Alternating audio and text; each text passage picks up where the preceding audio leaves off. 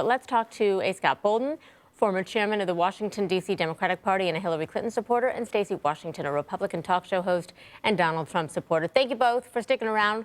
We appreciate it. Good morning, Christi. Good morning to you. All right, I want to get to good morning. One of these elements that was released by WikiLeaks on October 2013. There was an implication that action was necessary to curb Wall Street abuses for, quote, political reasons. I want to read to you what part of this shows. In one of her speeches, Hillary Clinton allegedly said there was also a need to do something because for political reasons, if you were an elected member of Congress and people in your constituency were losing jobs and shutting businesses and everybody in the press is saying it's all the fault of Wall Street, you can't sit idly by and do nothing.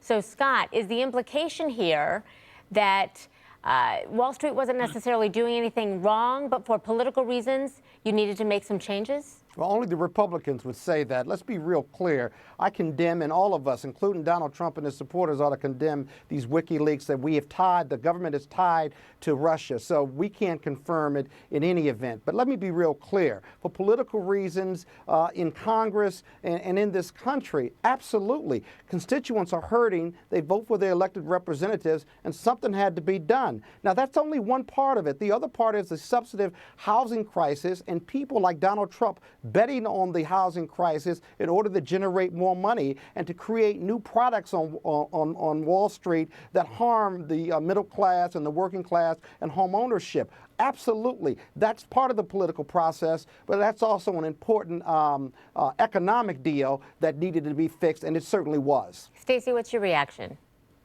Hey, it's an admission that she has two policy positions. One, when she's with her friends on Wall Street, who are huge donors to her campaign, and they paid her millions of dollars in fees to come and speak to them privately, and she didn't want this stuff released. She was asked for the transcripts of these speeches. She didn't let them out. And so now we have WikiLeaks coming out with these. The idea that somehow Trump is connected to it is a deflection. Hillary Clinton should come out and talk about the substance of these speeches.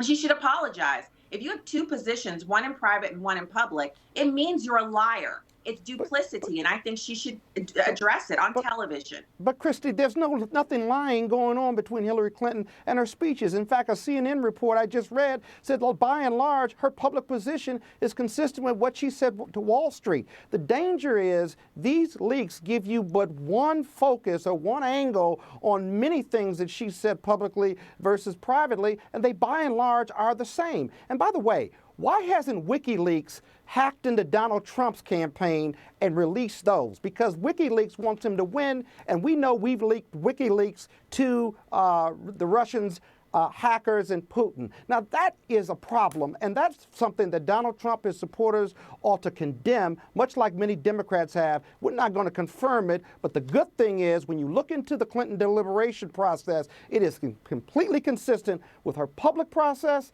and what her private positions have been. They're one and the same, and you can't deny that. Stacey? It's consistent because she's lied to the American public before about her emails, about her time as Secretary of State. And she's apologized about that. It's a dead horse. Okay, listen. You can talk all you want while I'm talking, but it's actually rude to do that. And it's like, that you don't respect me and you don't think I deserve time here on CNN to express my opinion. That's certainly not the case. I was just correcting you. Look, the point isn't that you can correct me here. The point is that now that the sunlight has been shined on what Hillary Clinton believes, on her private conversations with Wall Street that she didn't want anybody to know about, now you're deflecting to Donald Trump, the Russians, and talking about how these things may or may not be substantiated. They're not substantiated beyond the fact that they're hacked information. And the American people have a right to know what the next president of the United States, according to you, feels about Wall Street and all of these other topics that she spoke on while she was paid by these same organizations. So you can talk about the Russians, you can talk about hack this, hack that, you can blame Donald Trump, but the American people deserve answers. And it's not Republican this, it's not the fault of the Republicans that she made these speeches. Republicans didn't write these speeches for her. She wrote them along with her speechwriters. These are her words. She should talk about them. Scott, you have the last word here. Real quick, the bottom line is this. Is there any inconsistency whatsoever between what she said in her speeches, if these are accurate, or what she said publicly. And everyone who looks at this is looking for the big bombshell. There isn't. They were completely consistent. And you can say it over and over again, Stacy, but that doesn't make it true. You sound like Donald Trump, and he's inaccurate most of the time in his pronouncements. I'm sorry. I'm sorry that we interrupted me. I'm now? sorry, guys. You don't we respect ran out me of now? time, and we're out of time. And I always appreciate the passionate conversation, though. Thank you both, Scott Bolden, Stacy Washington. Having me on. Appreciate your time. Thank you.